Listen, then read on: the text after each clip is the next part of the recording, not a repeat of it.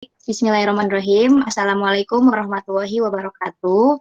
Waalaikumsalam. Eh, Waalaikumsalam warahmatullahi Kami di wabarakatuh. sini akan menjelaskan tentang proyek yang kami buat, tentang kita menjelaskan tentang value chain yang kita buat, tentang penyewaan bus pariwisata, studi kasusnya di PO Kalaba Holiday.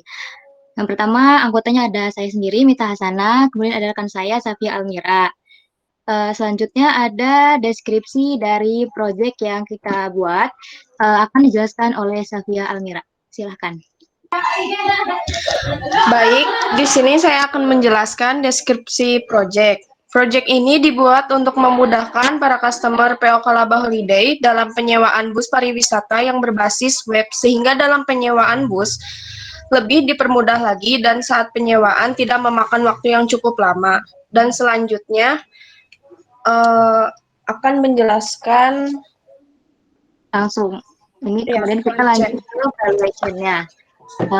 Langsung saja, di sini valuation yang kita buat itu ada aktivitas pendukungnya, ada pengelolaan teknologi sistem informasi, kemudian ada manajemen sumber daya manusia, ada pengelolaan keuangan, ada pelayanan sarana dan prasarana. Kemudian aktivitas primernya yaitu ada pencatatan pemesanan bus pariwisata, pencatatan penginputan data pemesanan, pencatatan pembayaran, pelaporan berkala. Maksudnya dijelasin lagi, untuk teori pendukung ini kan ada teknologi sistem informasi. Kenapa? Karena di dalam suatu proyek yang kita buat ini dibutuhkan suatu pendukung berupa teknologi informasi yang dapat memudahkan proses bisnis yang akan digunakan. Seperti kayak penginputan data dan lain sebagainya, kan itu dibutuhkan teknologi yang mendukung agar memudahkan suatu proses tersebut.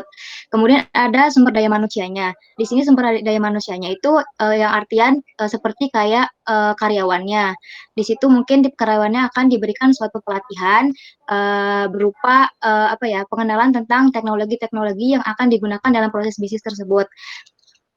Kemudian ada mungkin dalam sumber daya manusianya itu ada perekrutan, pelatihan dan lain sebagainya.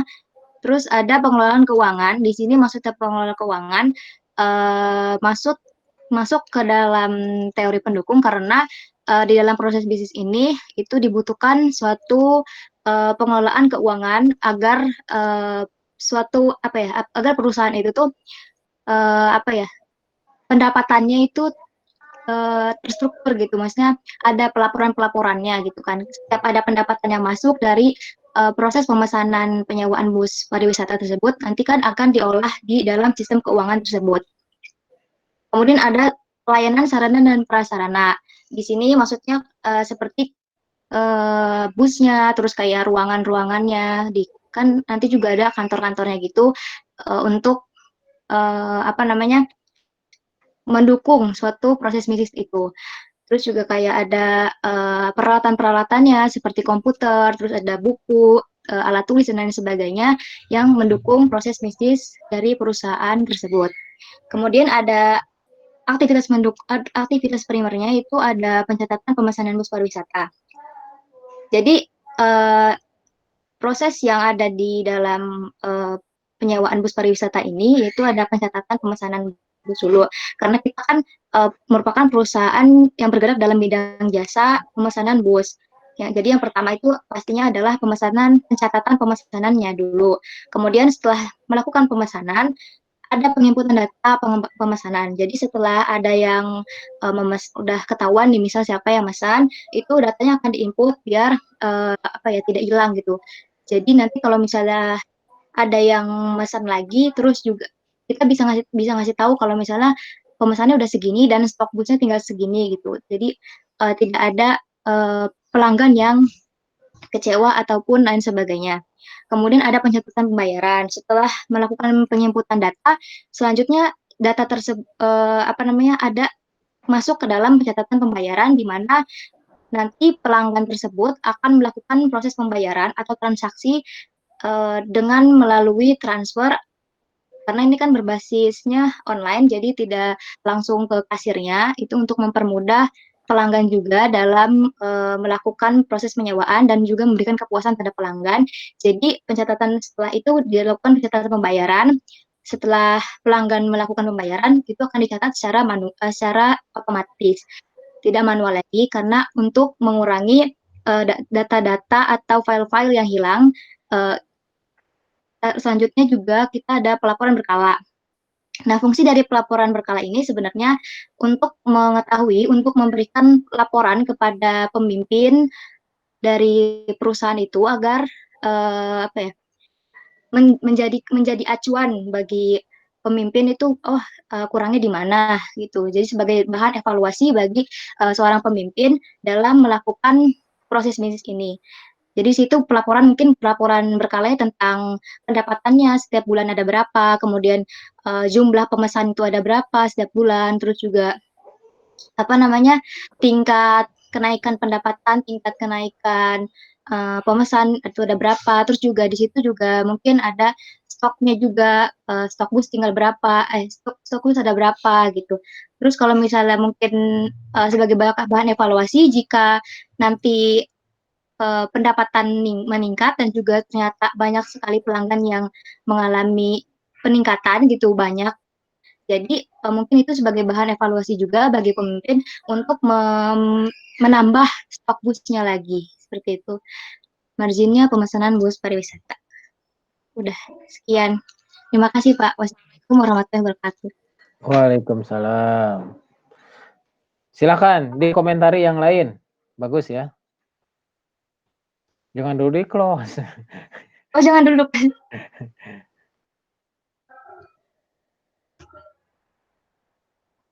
Silakan dikomentari. Coba dibuka lagi. Mita. Yang pas value. Baik, bentar Pak. Di mata kuliah lain sudah ada pembahasan tentang ini nggak?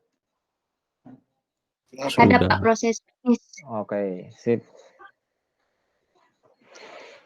Mana? Tadi dulu Pak. Ah, ada. Coba. Ada.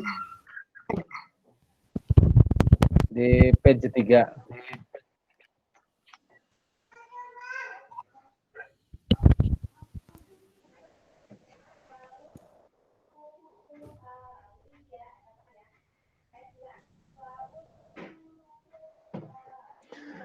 Silahkan dikomentari yang lain.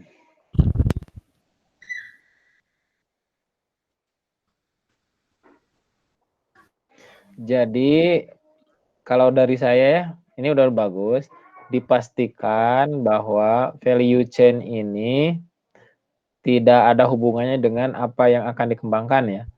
Ini pure asli proses bisnis yang sedang berjalan. Kadang-kadang suka ini ya, suka terkecoh ke situ gitu. Itu. Yang kedua, pastikan step by step-nya itu yang global gitu ya. Kayak misalnya coba ke page 3-nya. Nah, udah ada. Nah, ini ya. Jadi tahapan ini kan tahapan-tahapannya untuk mencapai margin tadi ya. Sehingga saya melihat di sini ada pencatatan nih.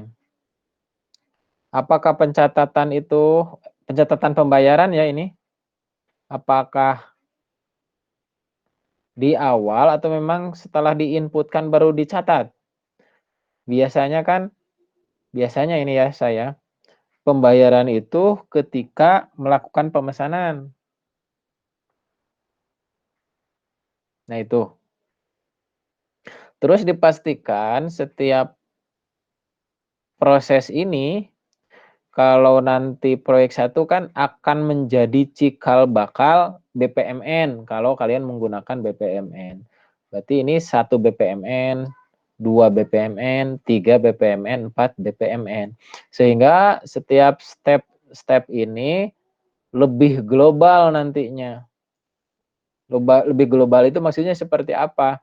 Jadi nanti bukan satu aktivitas, jadi banyak aktivitas. Contoh, pelaporan berkala ini aktivitasnya akan banyak, activity-nya akan banyak. Mulai dari misalnya petugas atau staf membuat laporan. laporan dikirim ke anggaplah di situ ada direkturnya gitu ya. Direktur atau pemilik perusahaan. Perusahaan akan mengecek laporannya benar atau tidak. Kalau benar, dia akan mengembalikan ke petugas pembuat laporan tadi. Kalau enggak, dia akan mengarsipkannya. Misalnya seperti itu. Ada beberapa aktivitas kan. Nih, jangan sampai hanya satu aktivitas di sini. Contoh misalnya, pencatatan pencatatan penginputan data, ini kalimatnya kurang tepat ya. Ada nyatat, ada input, itu dua hal yang beda. Kalau mencatat itu melakukan kegiatan manual. Kalau menginput berarti melakukan kegiatan menggunakan device atau perangkat lunak gitu ya, entry data. Kalau saya di sini lebih kepada penginputan data pemesanan. Tapi kalau penginputan data pemesanan di sini, nanti apakah ini hanya satu aktivitas di sini? Kayak tadi kan laporan itu panjang ya, dari membuat, verifikasi, sampai selesai pengarsipan. Nih, kalau misalnya aktivitas di sininya hanya menginputkan data pemesanan, nah ini dikhawatirkan ini hanya satu aktivitas di sini. Kayak gitu. Kalau ini pemesanan, lebih baik menghilangkan pencatatannya ini. Pemesanan aja, karena mungkin nanti ada dari konsumen meminta informasi atau mendapatkan informasi keberangkatan, kemudian konsumen memesan ke pegawai, pegawai membuatkan pesanan, kemudian memberikan ke pemesan misalnya membayar sejumlah sesuai dengan harga di situ. Kemudian si pegawai memberikan tiket beserta bukti pembayaran misalnya. Sehingga banyak di sini kalau proses pemesanan, karena proses pemesanan itu sebuah aktivitas yang besar, akan terjadi subaktivitas di dalamnya. Kalau pencatatan aja berarti kan hanya satu aktivitas. Kebayang nggak? Halo, siapa Mita ya? Mitanya nggak ada.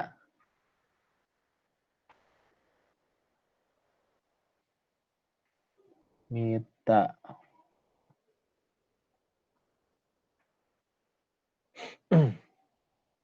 Iya Pak, iya Pak, ada kebayang Pak. Nah, kayak Jadi gitu. nanti yang pemesanan dihapus pencatatannya, terus yang ini ya,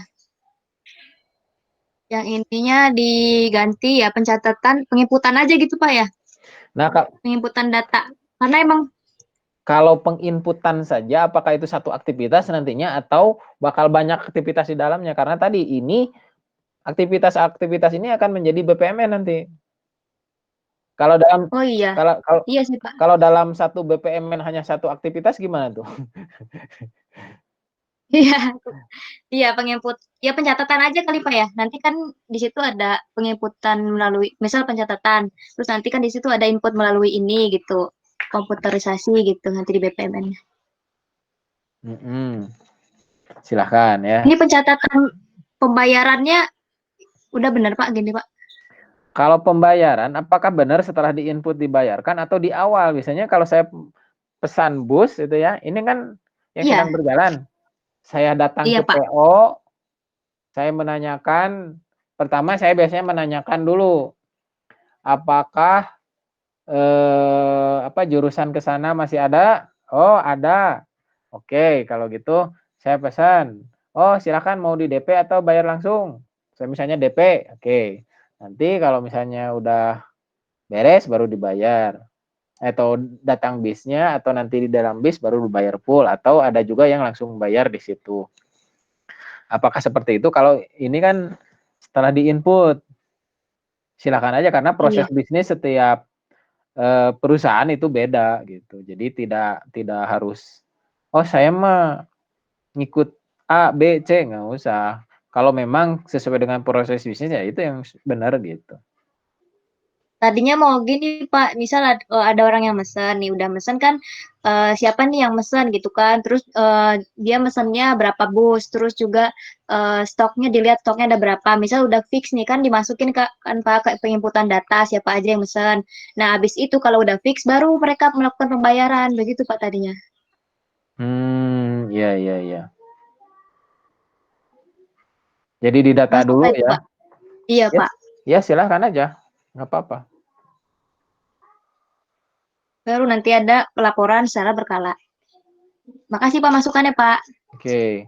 Tapi sebaiknya jangan pencatatan pembayaran, lebih global aja proses Bayar. pembayaran. Oh Karena iya Pak. proses pembayaran itu mulai dari eh, seseorang membayar, kemudian si kasir melakukan validasi, validasi itu mencocokkan apakah udah masuk atau belum gitu ya, sampai keluar misalnya tanda bukti bayar, bisnya apa dan seterusnya gitu. Oke, oke, oke, oke. Sip, sip, bagus, bagus. Sudah Pak. Ya, sip. Lanjut. Stop sharing ya Pak ya? Ya, boleh.